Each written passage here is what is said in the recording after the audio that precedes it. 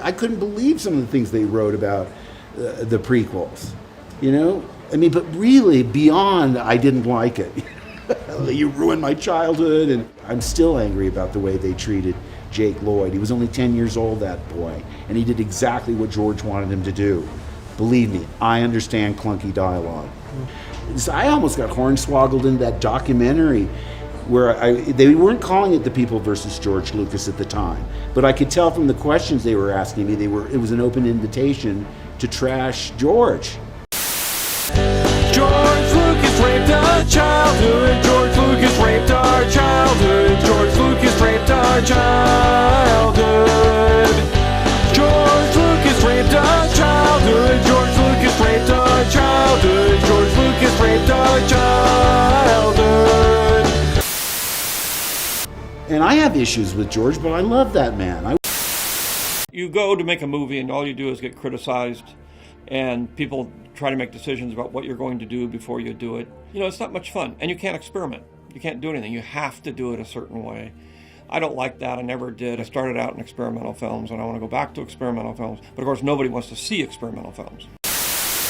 The main thing is to protect these characters.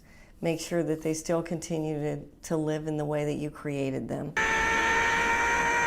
I'm curious that the Force doesn't get muddled into a bunch of garbly-gook.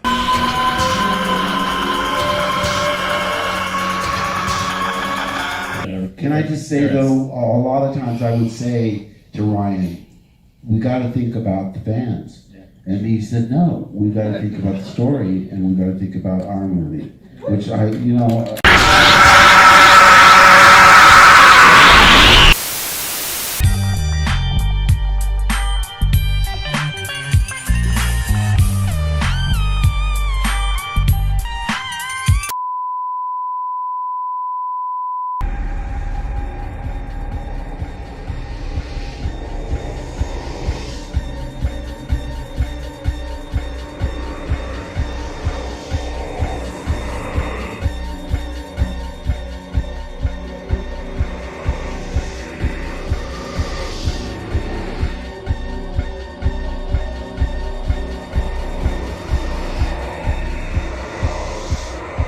Alright, here you go, you big babies. You wanted me to take a gigantic steaming dump on retarded logic middle-aged ass clowns? You're getting it. But it's not going to be the good shit. You're going to have to wait for that. You have to wait until I've finished roasting all those other motherfuckers in the stock Larsa ass kisses on the internet before we get to that one. This video response will be much like the video in question. A low energy, effortless, shameless cash grab. However, unlike the video in question, it will not be the following things. It will not be retarded, out of touch, pretentious, or condescending. Well, at least not condescending towards you. Basically, Mike Stock Lazy got it in his head that he could make a 7-minute lazy video shitting on Rogue One and decided to put Mr Plinkett on the cover, since this cartoon character for some reason has such a rabid fanbase that no one will question the logical lack of logic that was used. Obviously, he was mistaken since he made a comment comeback video. The kind that this hypocritical bitch is so fond of. You know, when a creator gets called out for their very blatant shitty attitude, false logic, or hypocrisy by their audience, who they themselves perceive to be idiots, and so decided to post said lazy video in the first place.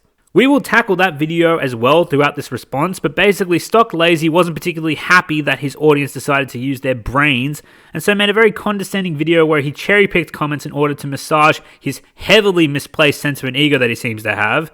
I know a lot of you are probably going to dislike this video out of blind fanboyism for Mike, Rich, and Jay, but even you guys got to admit, did it not seem odd that they released a 7-minute Plinkett video instead of some that went over an hour and a half? I mean, they're all dogshit videos that contradict themselves and simply exist to push a narrative to appease the masses of butthurt OT fanboys from the late 90s and early 2000s, but 7 minutes is just pathetic. Like I said, it's like Mike simply wanted to cash in and call it a day, but he underestimated the intelligence of his audience.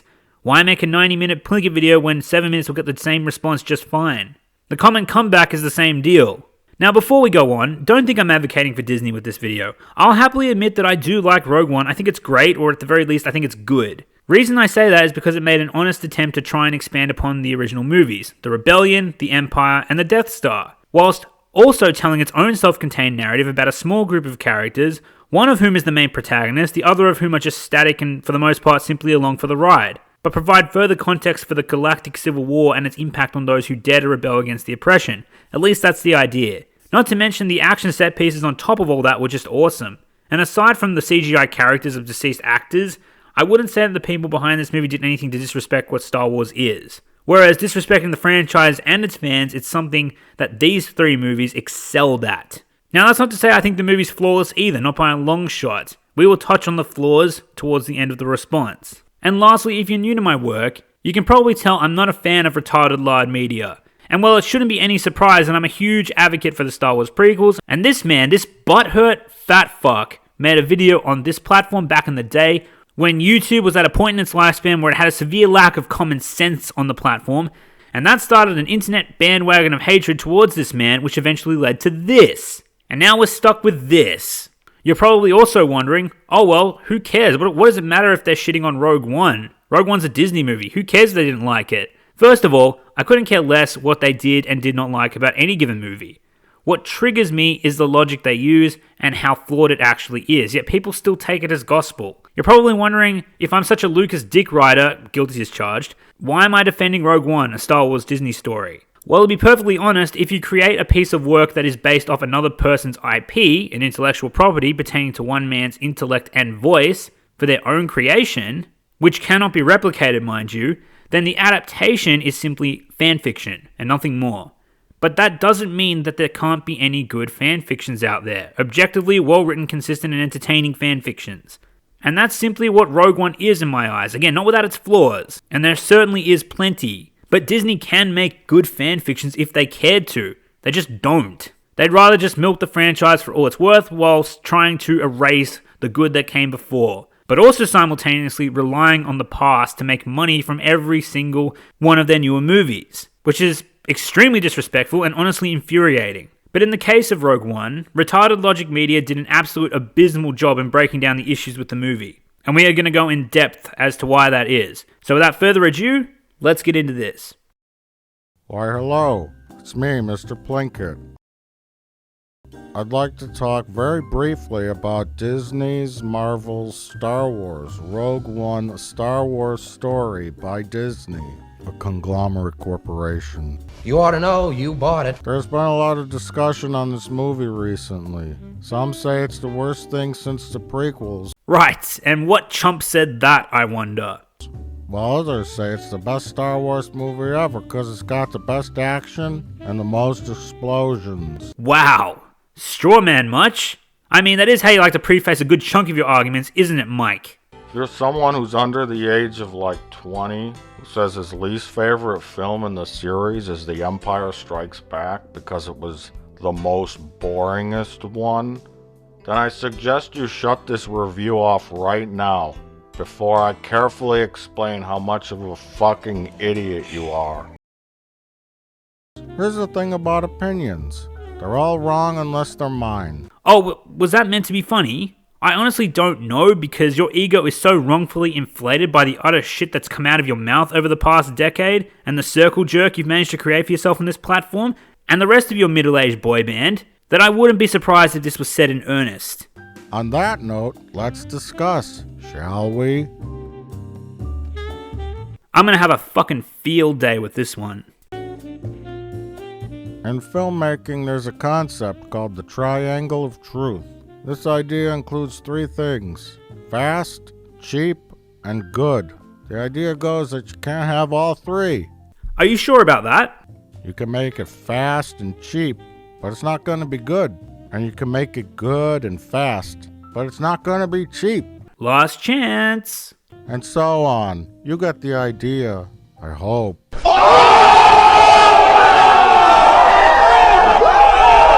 Do you see what I mean by retarded logic? Now, yes, usually that's the case. When a film is rushed, it gets a ton of money thrown at it, and that's why the end product is disappointing more often than not. Or if a film is given time to breathe in production from those who actually give a shit about their work, the end product will be of high quality, but it won't come cheap. But as a certain beloved Jedi Knight once told us, Only a Sith deals in absolutes. but there are always exceptions and special cases, and Mike is passing off his philosophy like some holier-than-thou film snob who thinks he knows better than everyone else. Yes, this one concept is what he will modify to be the grading system he uses for Rogue One, instead of providing actual nuance on the subject. And hell, modern day movies are actually defying the triangle altogether nowadays. They make movies with more than an adequate amount of time, have an outrageous budget, and the film still turn out to be a giant pile of shit. I hope this outlines why I and many others have an issue with how retarded logic media pass off their arguments in their reviews, because this is just one example. I want you to tell me who the main character of The Phantom Menace was. I can tell you it's not the Jedi. They were just on some kind of boring mission that they didn't really care about. Oh, one day, you son of a bitch. One day. I'm gonna apply a similar concept to a Star Wars movie. Except my triangle will include these items: characters, story, and emotion. Wow, good to know your previous reviews only really came down to a simple 3-box check system. Sounds like you wasted a lot of time you didn't have to. And again, how is this retarded truth triangle or whatever shedding light on how the film actually stacks up in terms of pros and cons mechanically? Because it's really not. These are more check marks rather than a triangular formula. But just stick with me for a minute, I'll explain it. No, they aren't related at all, actually. The triangle of truth, as you call it, has entirely different values than the ones you've selected for your grading system of the movie. The whole point of the triangle is so you can't have all three active at once. When you have just clearly stated in your system, which doesn't even use the same values, you can. So what was the point of the whole triangle of truth? You know what I think the truth is? You wanted to open your video with some bullshit filmmaking philosophy piece to make yourself sound smarter to your audience than you actually are. Because your head is so far up your ass that you've permanently fucked your vocal cords from breathing in that gas you like to brag about so often. And as you'll soon see, certain films can include all three. The original Star Wars trilogy succeeded so well because they hit all the marks. Humor and action is essentially this. You can just eat the icing on the cake, which is tasty, but you'll get real fat. You'll get cavities and your teeth will rot out. And after eating too much, you'll start to get sick of it. Agreed, humor and action should be secondary qualities that a film needs to resonate with the audience in a lot of instances. However, there are always exceptions. And again, you're stating this like it's a clear-cut fact of the filmmaker's handbook, when there are many ways to tell a story, or show who the characters are. I wouldn't say Rogue One abused action and flash to any extent. The film paced itself throughout and built up to a climax at the end that showed the size and scope of the galactic conflict whilst providing moments of growth for the characters throughout. Also, if you want to quote the writing handbook, filmmaker's handbook, or whatever the fuck, if you want to preach philosophy, let's preach philosophy. There's this thing called show don't tell with storytelling. And all of this is shown to us. Desperation, bravery, sacrifice, resolution. Let's run back to the Darth Maul fight in Phantom Menace, which by the way is the best fight in the whole fucking saga, suck my dick, with the it's all about the conflict and emotion. Bullcrap. Quick grasping at straws. Now what are we told about Darth Maul? Not much, just that he's Palpatine's apprentice. However, what are we shown about Darth Maul? He's physically intimidating, silent, calm, stoic, cold. He is exceptionally trained, and extremely dangerous. The two Jedis, which up until this point have essentially been Gary Stews, are struggling against this foe. The tension is built up as Obi-Wan helplessly watches his master fight this Sith. And while Obi watches on, the audience watches along with him. He is a vessel for the audience. Darth Maul kills Obi-Wan's master, which elicits an emotional response from him, as he looks in horror, as Darth Maul is shown to be remorseless. As he looks on with Obi-Wan ready to continue the fight, somewhat smiling at him like he's proud of himself. Obi-Wan fights more aggressively from here on out, but the aggression is shown clearly through the choreography, not the dialogue. And fun fact, this is the only part of the fight where there is absolutely no John Williams music, which leads me to firmly believe Lucas wanted us to observe the choreography closely.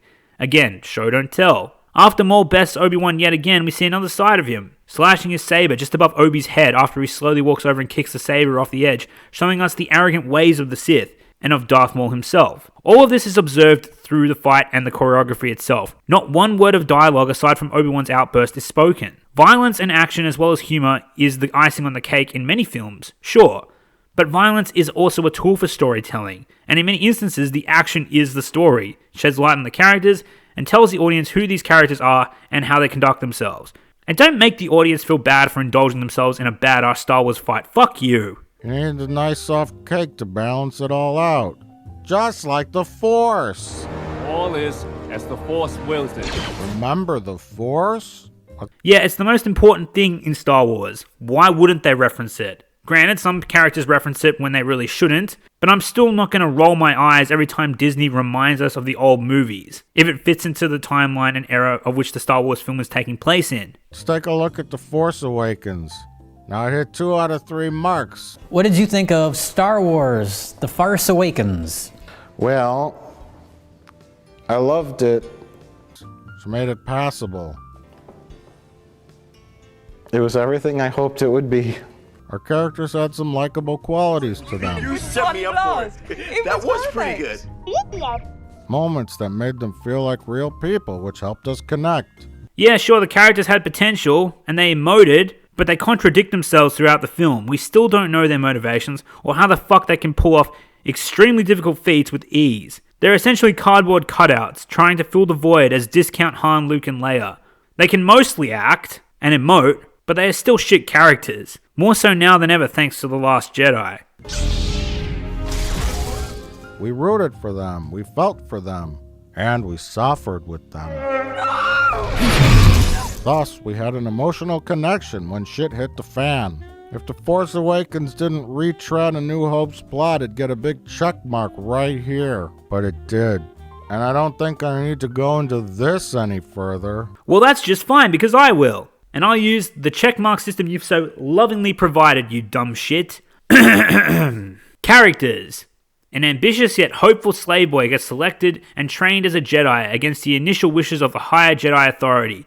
As a Jedi, he is forbidden to love and show attachment, but the irony is he's only ever known 2 people in his life that truly understand him. 2 people he has true affection for: his mother, who he foresaw would be murdered by savages, and his wife carrying his unborn child, who he saw would pass away as his mother did if he didn't act, which causes him to make a pact with the devil and betray his order and his closest friend in order to save them by adopting the dark side, which tragically leads to his own mutilation and the death of his wife anyway. Tick. A young girl who grew up on Naboo, forced into public service from an extremely young age, who eventually is elected as Queen of Naboo due to their customs, whose last romantic feelings came at the age of 12 in the form of a simple crush, before spending her entire adolescence in a position of intimidating power where she couldn't indulge in romance, and where only the well-being of her people was her concern. She'd later become the planet's representative on the Senate and one of the galaxy's biggest idealists to maintain democracy, whilst at the same time taking part in dangerous conflicts and leading her people into battle, and adopting feelings for a long-lost friend who came back into her life and made her embrace that human side of herself once again. Tick! A Jedi Master who has completed his training but doesn't quite fully agree with the Jedi Code, the structure of the Jedi and the ways of the Republic, who's forced to make decisions that affect other people's fate which conflict with the code of his order, who doesn't see the world through black and white but rather through shades of grey, allowing for morality to dictate his actions rather than simply following the rules. Tick. Now let's get on to the story. Tick, tick. Now let's get on to emotion. I hope so. Yes. I guess. Then we will see each other again. He is the chosen one. He will bring balance. Train him.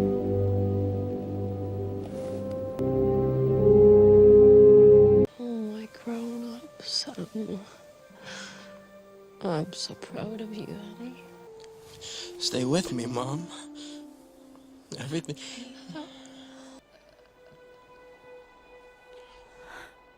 This is a happy moment. The happiest moment of my life.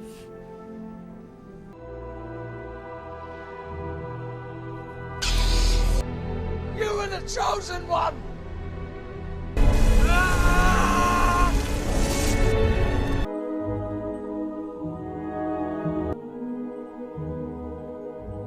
Tick, tick, and tick, checkmate, bitch. Do you see how the logic is flawed? Now, I wholeheartedly agree with everything I've just said, mind you, but these clowns are the leading voice on YouTube slandering George Lucas and the prequels. Where's your consistency? I just took your checklist and fucked you up the arse with it because it contradicts your decade-long stance on Star Wars, through videos where you provided far more nuance. Flawed nuance, to be sure, but nuance nonetheless. Now let's look at Rogue One. Let's just get this over with, shall we? I got no check marks from me. Yes, Rogue One had humor. There's a 26% chance of failure. I don't know, I'm not sure. I never really come this way, but we're close. We're close, I know that. Well, now there's a 35% chance of failure. I don't want to know. Thank you. I understand. Some of the best, most awesomest Star Wars explosions ever. Why do you talk about the spectacle of Star Wars with such disdain? I'm curious. You talk as if the spectacle is offensive to the movie in some sick, twisted way. If I asked you what your thoughts were on the original Star Wars back in the day, as you left the theater, you know what you would have said to me? Oh my god, dude, those X-Wings and space battles, wow, they have this weapon called a Death Star, it can blow up an entire planet. But there are these warriors called the Jedi, and this guy, he pulled out a blue sword that can cut through anything, it was amazing. Because to be perfectly fucking honest here, Red Letter Media fanboys, Star Wars is about the spectacle as much as it is about the characters, story, and emotion. The spectacle is part of Star Wars' identity, whether you'd like to admit it or not. Does this mean you can't tell a good Star Wars story without spectacle? Of course you can. My point is simply don't make fun of the audience for indulging in the action we all love from the saga. And if a director wants to make a Star Wars movie into Inglourious Bastards, that's all good and fine. But my question would be, why would you want to? You have access to such a vast sci-fi world and you want to keep it as condensed as possible? Why not indulge in the spectacle a bit? Why not have grand action sci-fi set pieces? Why not have a thrilling climax? Anyway, moving on. But it received no check marks from me for obvious reasons. That you don't even bother to explain because check marks, people, we got check marks. What chance do we have? The question is what choice? Run, hide, plead for mercy, gather your forces. You give way to an enemy this evil with this much power, and you condemn the galaxy to an eternity of submission. The dialogue was fine, but I'll agree the acting was questionable. And yeah, I'll concede, I don't think Jin should have been the one to give this speech. But that still doesn't provide any nuance to your previous statement. Now let's compare two scenes. Are you ready? This is a scene from Rogue One. Cassian Andor and Jyn Erso have a shootout with stormtroopers in some kind of city. Pretty great, huh? Pretty exciting.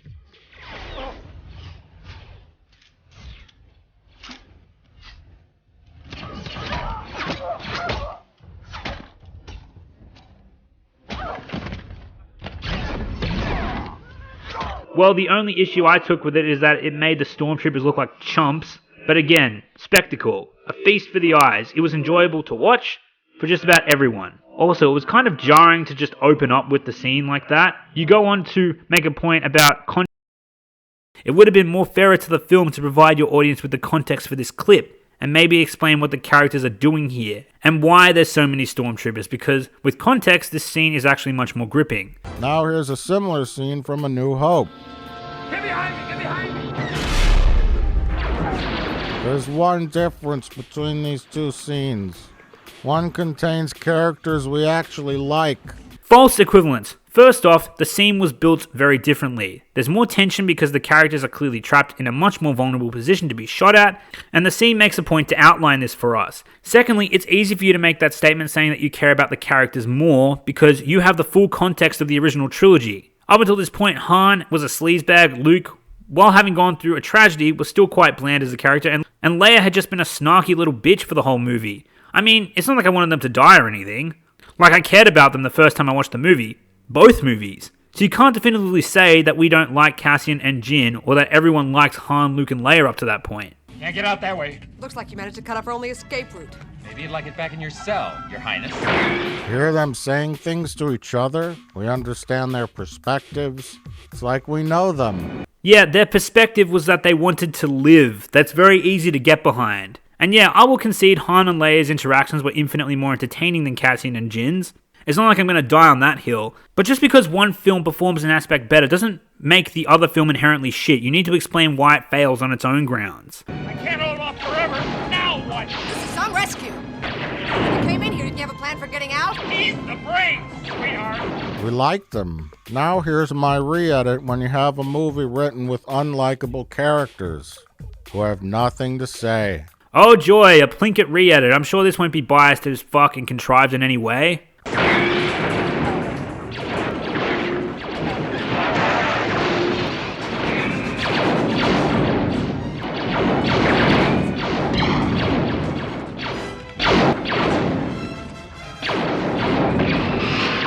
Without characters we like, it's really just people fighting with stormtroopers. I'm going to bring in a point he was using from his comment comeback video before responding, as someone also brought this up. Next, let's talk about my scene comparison segment. A lot of you shared this genius thought.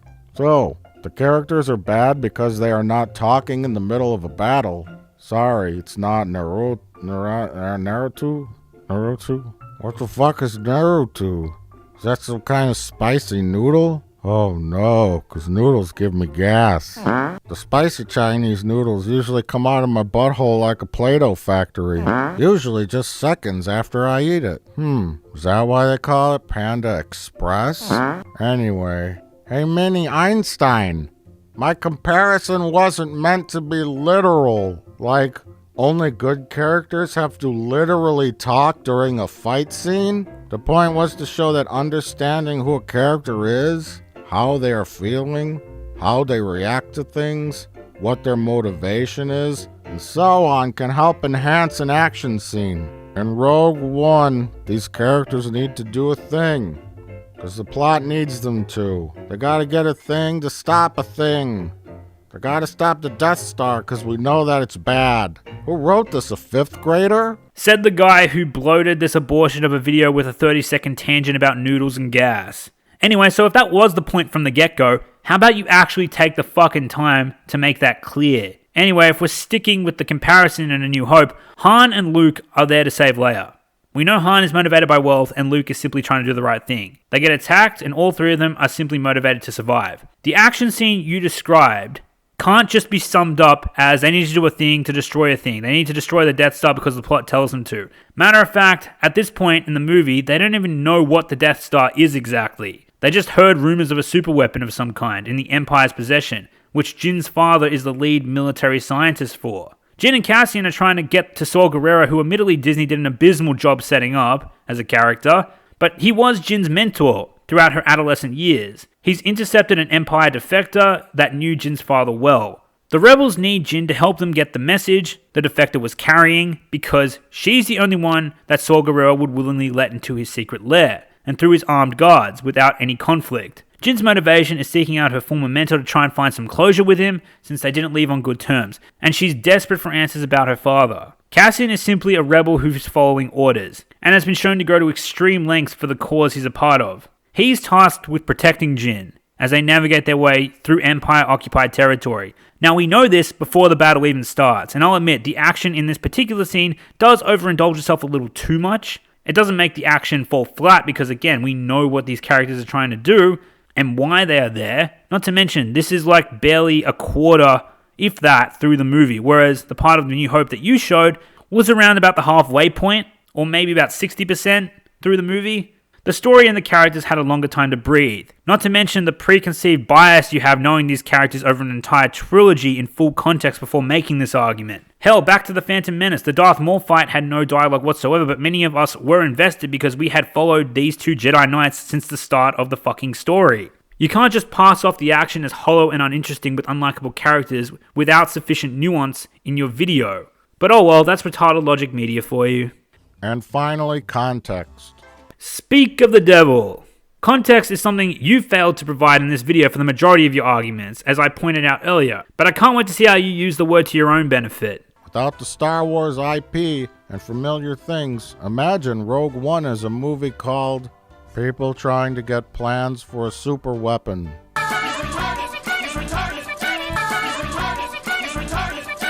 Why are you trying to paint the argument as that? No one would market the film in that way, and if it wasn't Star Wars, they could have called it something like Death from Above. Yeah, I know, I'm not supposed to take it literally, but this is just so fucking stupid. This is a Star Wars story by design, a self-contained Star Wars story by design, a spin-off movie from the Star Wars saga in the Star Wars timeline by design. So it was written a certain way, assuming the audience has prior knowledge of the saga by design.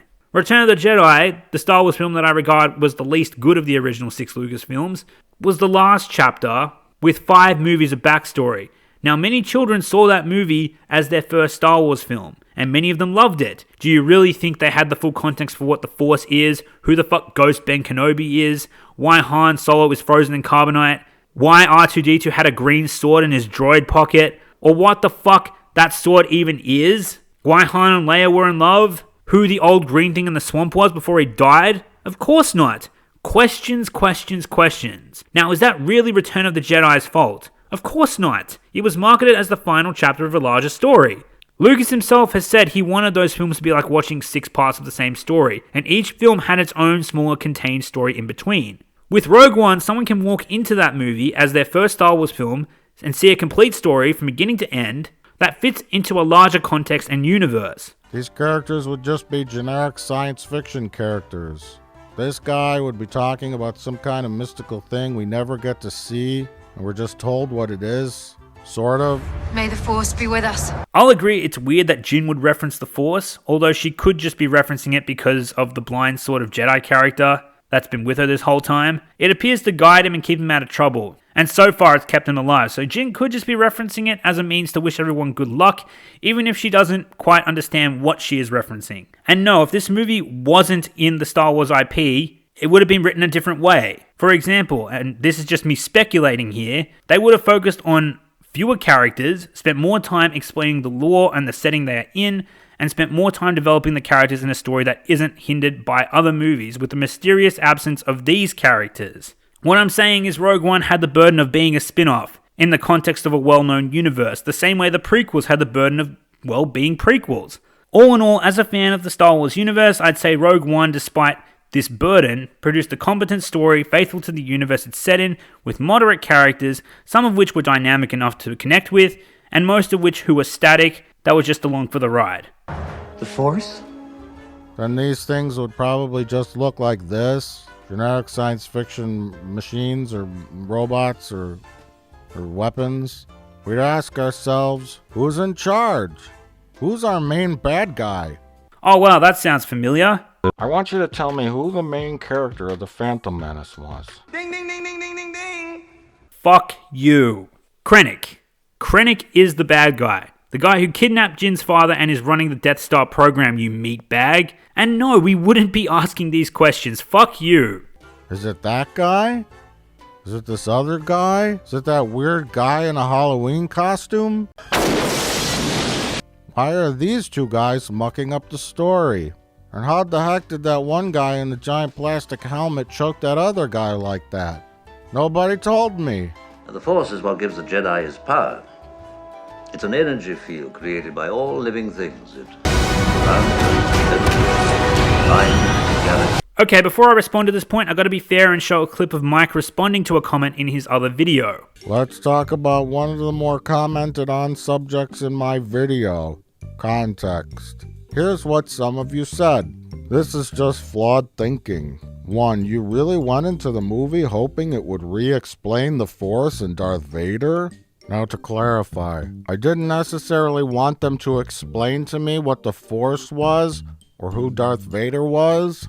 Although that would have been nice because sometimes I forget things. The point was that without the context of the Star Wars universe, the movie would not have made it on its own merits. It's a terribly boring story about a group of people who are miserable and joyless, trying to do a thing to get a thing because a group of people have a thing. Again, if it were a movie on its own without sequels or prequels or a pre-established universe, it'd be the worst and most boringest movie ever. Sure, it'd have some great effects and some cool action scenes, but what doesn't these days? Oh yeah, and that context point is wonderful, Plinkett, because I'm sure Empire would have been just as good without the other two movies in the original trilogy. That was my best attempt at sarcasm. A secondary point that people are making is that, yes, The Empire Strikes Back did not re-explain everything that was explained in A New Hope, but it did recap some stuff. Its energy surrounds us and binds us. Luminous beings are we, not this crude matter. Well, there's a price on my head. If I don't pay off Jabba the Hutt, I'm a dead man. Most sequels do throw in a line or two that recap the previous film. Fred Krueger, he's a town legend. He was a child killer freed on a technicality. Even though you can assume that most of your audience probably saw the previous film or films, although some may have not. There are many examples of this. We're going to skip over the examples. They're basically just outside sources to illustrate the same point he is making. Look, firstly, I wouldn't say that Empire reiterated the previous film, more rather that it referenced it by expanding on it. It still assumes you have prior knowledge of A New Hope. If you didn't see A New Hope, then Han's line about Jabba the Hutt is going to fly right over your head. And again, the original trilogy was its own story, part of the original 6-film saga. Everything they referenced was kind of necessary to advance the story forward and shed more light on the lore. Rogue One is kind of a prequel, but it's a standalone movie that takes place in the middle of a larger universe and has virtually no connection to the Jedi, no connection to Order 66, no connection to Ben Kenobi, Luke, Han, and no connection to Leia. That scene at the end was dumb, but again, Leia has no important character-based connection to Rogue One. She's just there because it's logical for the timeline, that's it. Rogue One didn't really have much to reference in terms of the main story and the lore. It was marketed as a spin-off from the Star Wars universe and saga, assuming you've already seen those movies. Much like how you would market a sequel, the majority of the content is implied. So I don't see the problem again. Return of the Jedi would have been guilty of the same thing if we judge it on the same grounds. The difference is, Return of the Jedi had things to reference while Rogue One was its own story beginning, middle, and end. I mean, Return of the Jedi was its own story too, but let's be honest. The 6 original Star Wars films had their own condensed story, but they all fit with one another in a larger story that encompassed the entire saga. That's the difference. But in the case of Rogue One, it certainly did reference things pertaining to the universe, but there was nothing mandatory to reference from episodes 1, 2, and 3 in order for the story to make sense and to function. It was marketed as Rogue One, a Star Wars story. Have I made this point clear enough? Wonderful. Then finally, without context, the whole movie is basically that these guys have a thing that could do this. These people aren't going to try and stop the thing. They're just going to get the plans to do it later, after the movie is over. But we do have context, you nitwit. For fuck's sake. It was marketed as getting the plans for the Death Star, and that's the story we saw. We saw Jyn reunite with her father, fulfill his dying wish, and then perish tragically on Scarif with the rest of her brave rebel friends. That was the story. Done. Over. Finished. Then it's on to A New Hope. At the end of the film, we'd ask ourselves, oh, well, they didn't stop that thing? And everyone died?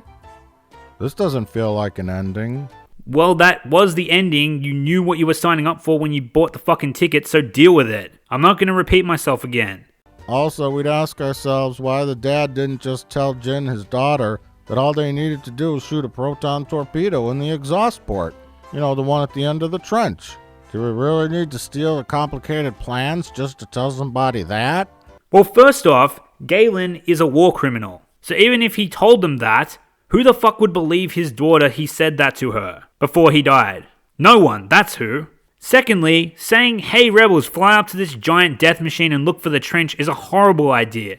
They will get shot out of the sky pretty fucking easily. The Death Star plans and the military briefing in A New Hope adequately prepared the rebel forces for the assault. Seriously, it's like you didn't even fucking watch the movie at all. Nice try though, Mike. In the end, without relying heavily on context, you just have a sci-fi movie without a satisfying ending. Which the film was marketed as anyway. We knew where the movie would leave off well before we bought our tickets. Same as the people who knew where the prequels would leave off when they bought theirs, or at least Revenge of the Sith. With confusing motivations, uninteresting characters, and no emotional investment. My point is, just go ahead and eat all that icing. Don't worry, you won't get diabetes. Just try not to get too much of it in your beards. Now that is depressing, seeing that mashup, because in 2019 I yearn for a Star Wars movie that will make me that excited again. But again, you're lambasting your audience for getting excited about a Star Wars movie doing Star Wars things in a trailer that's designed to get you excited. And all you knew about the movie, and all they knew too, was the time era it took place in and what the plot synopsis was, which is rebels find Death Star plans. Now, to be fair, I've lambasted people for getting excited about The Rise of Skywalker, but the difference with The Rise of Skywalker is that we've had 2 shitty films prior to that, and we know the context for The Rise of Skywalker, which is why I'm still baffled that people are excited at all, but to each their own, I will admit. And to reiterate myself here, Star Wars is about the spectacle as much as it is about anything else, so fuck you pretending to be holier than thou when criticizing it. When there was absolutely a time when you were sucking Star Wars' dick for having all of those explosions you like to make fun of. Now, before I'm done shredding this abortion, let's adhere to Mike's checklist, shall we? In regards to Rogue One, let's talk about the characters. Jyn Erso, the main protagonist. Her mother was murdered at the hands of the Empire, and she has grown up thinking her father was a war criminal who had long forgotten her. She was trained by a rebel leader, who also abandoned her in the heat of battle, and she has spent her life full of hate, resentment, and with a fear of abandonment complex, which is why it takes her a long time to warm up to Cassian. The revelation of her father being alive and knowing full well that he loved her dearly, as well as seeing him in his final moments, is what provides her motivation to join the rebels and fulfill her father's dying wish, finding the Death Star plans whilst also serving justice to the man who wronged her family all those years ago. Krennic, an ambitious Empire official obsessed with rising through the ranks, he is ruthless and will do whatever it takes to achieve his goals. Cassian, a child born and raised in the galactic conflict and brought up to fight in the Rebel Alliance, a man with an extremely blurred sense of morality despite fighting for a cause that's supposedly just. Character box? Ticked. Now let's move on to story. Daughter seeks out scientific war criminal father and finds details for a superweapon weakness that in the hands of the rebels could help end the galactic civil war. Tick. Emotion. Look at you. I have so much to tell you.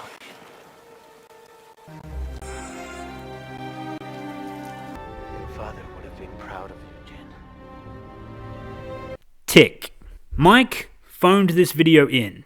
This is one of the most surface level critical thinking videos soaked in subjectivity and bullshit philosophy that I've ever seen. He wanted to use his platform and reach to shit out an easy video full of pretentious nonsense, false equivalences, and carefully disguised arguments in order to convince his audience of his retarded perspective, while simultaneously trying to belittle people who found enjoyment in the spectacle, something which has always been a staple point of Star Wars' identity.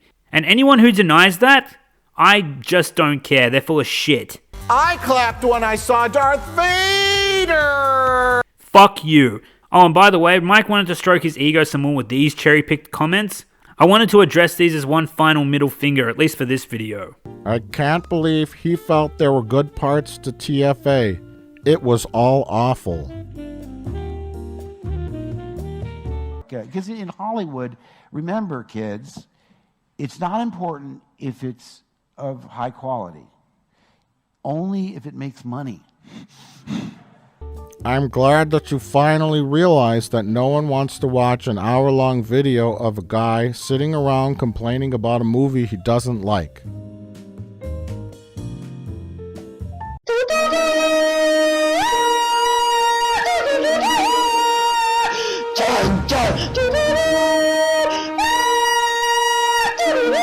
Now finally, here are some things that Mike could have mentioned about Rogue One but simply didn't bother to bring up. Cassian giving Jin a weapon despite owing no loyalty to the rebels, and having the robot point that out as if it makes it okay, despite it being a terrible idea that makes Cassian stupid. Krennic parking a healthy distance away from Galen's house, giving Jin ample time to escape. Cassian not just shooting Krennic instead of contemplating shooting Galen, since Krennic would have been a well-known high-value target for the rebels. How was the rebels' most valuable ship, an Imperial vessel, the one they need for the Scarif infiltration, left unguarded, allowing for the heist to even take place? Jin not just taking the message out of the projector when Jedha is destroyed by the Death Star, causing the film to end over an hour early, and so on. There's more I'm missing obviously, but you get the point. If Mike actually gave a shit and wasn't a moron, he would have spotted these and thrown them in his lazy as fuck video. He just didn't care to. Instead, he wanted to preach some philosophical bullshit about how he knows everything about movies and we gotta listen to him for some reason.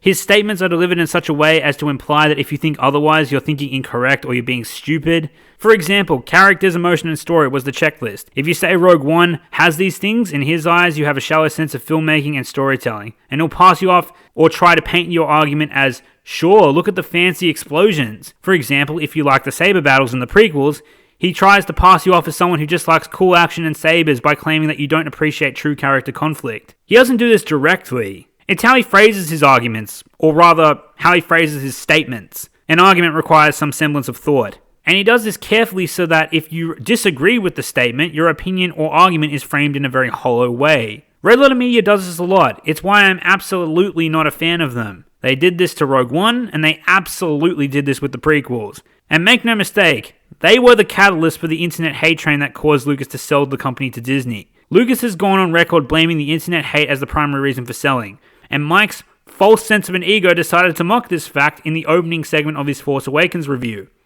He complained about it all over the internet. Complained about it everywhere he could. They weren't that keen to have me involved anyway, but at the same time I said, I'm not going to, if I get in there, I'm just going to cause trouble. You kind of acted like Cam Newton after losing the Super Bowl. Now he seems like a broken man filled with regret, cynicism, hate, and most importantly, the dark side. You have to put it behind you, and it's a very, very, very hard thing to do. George probably came to this decision because 1, he's too old and probably too lazy to helm another 3 films. For the first 40 minutes, defending his purchase like the rest of the prequel hate circle jerk at the time. I don't like to lash out at people for liking certain content creators. I don't like to lash out at people for being fans of something. People can be fans of whatever they want, but I have an honest question for the Red Letter Media fans, or just fans of Star Wars in general. Let me ask you, why are you so adamant about complaining about how Disney is ruining the Star Wars IP, that Disney is making crappy films, that Disney is infesting the brand with politics, that Disney sucks, fuck Disney, etc., etc.? Yet at the same time, we'll place such high regard on the motherfuckers responsible for running Lucas into the ground and pushing a false narrative about the man for years to further their own YouTube agenda, and driving Star Wars into the hands of Disney in the first place. They tried to label Lucas as this greedy businessman, a filmmaker who turned lazy, someone who stepped away from Star Wars to run a company and betrayed his true passion, someone who lucked out and never had any actual talent, trying to discredit the man at every turn, almost like it was out of some sick personal vendetta. Well, although, I mean, I think if you look at, you look at Graffiti and THX and, the original Star Wars, I thought they were pretty well-directed films, They're well-edited films. Yes, they're well-edited films, I sure. think... But... Well, there's a lot of talk about Star Wars and how it was sort of saved and edited and everything.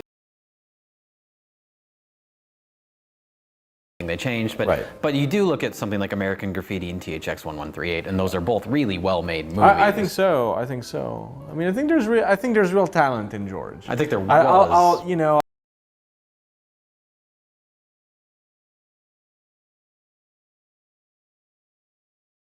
Recently watched THX 1138 for the first time. I had seen his student film version of that when I was in college, and I don't know, I was not horribly impressed. I think he had a lot of good talent, actor-wise. Sure. And those performances in THX were really great, and I don't know, I just wasn't impressed. And I did not like American Graffiti. Well, there you go. I was just horribly bored during American Graffiti, and it felt very flat and very it didn't have character to it. It just felt like a George Lucas directed film. Like people say the original cut of Star Wars was very not paced out well. Yeah. Didn't have a lot of oomph to it. And then those guys went and edited it, and they're like, yes, okay, we have to make these scenes work. We have to. So I propose he's fraud from the get-go. From the very beginning, The luckiest man in show business. When anyone who did any kind of unbiased research about Lucas would know that the majority of their claims were inherently false. The majority of assumptions and criticisms regarding the prequels are inherently false. I will absolutely explain why in a later video someday. But when these people are praised on YouTube for being the fucking gospel keepers when it comes to Star Wars, after all that's happened, after everything that's been said by them, and where Star Wars is of now in 2019, it honestly fucking infuriates me that anyone would give a wet fart about what those chumps have to say about anything, let alone Star Wars. Yet as soon as Mike opens his fucking mouth about some kind of time travel theory, people will stroke that theory's ballsack all over the internet like it's the fucking chosen one has spoken. Who fucking gives a shit about what he has to say? I certainly don't. And here's the thing, I know that the Plinkett reviews are held to such high regard on YouTube for some reason, and I have no idea why. I like to think it was because YouTube was still in its early days and there wasn't many good content creators at the time. But you know what? The first time I watched the Plinkett reviews, this supposed god of all film reviews, the review that everyone sends me like it's some get out of jail free card whenever I rightfully call out people on the internet for their nonsensical criticisms of the prequels, the review referenced all over the internet as to why The Phantom Menace supposedly sucked. Well, I'll tell you, the first time I watched that video was about 8 months after I saw this abortion. And it was the most overrated video I had ever seen. I was astounded at the idiocy in that video. The glaring bias, the grasping at straws, the twisting of a narrative, with some of the most retarded logic I've ever seen. Similar to the logic portrayed in the video I just responded to. My audience knows this. When I'm done with my Revenge of the Prequel series concerning other content creators, I will absolutely tear those videos to fucking shreds, because they are awful. Entertaining, sure, I could definitely see the entertainment value in them, but overrated as fuck and false for the majority. And on that note, I think it's time I wrap this up. So now you can probably see why I don't like Red Letter Media. As I've been hounded by that question for quite some time, I'm sure you can all see why I took such an issue with this video regarding Rogue One. Even though I despise Disney and what they've done to the saga, the video itself on the film was dog shit. It was lazy, pretentious, condescending, bloated, which is actually remarkable for a 7-minute video, and was loaded with some of the most retarded logic I've ever seen. But what else would you expect from retarded logic media? Thanks for watching, everyone, and I'll see you next time. The main thing is to protect these characters. Make sure that they still continue to live in the way that you created them.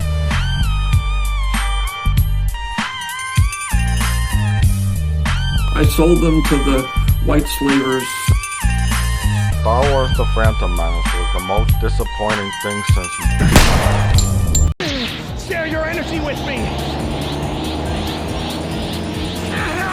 Spirit box meeting!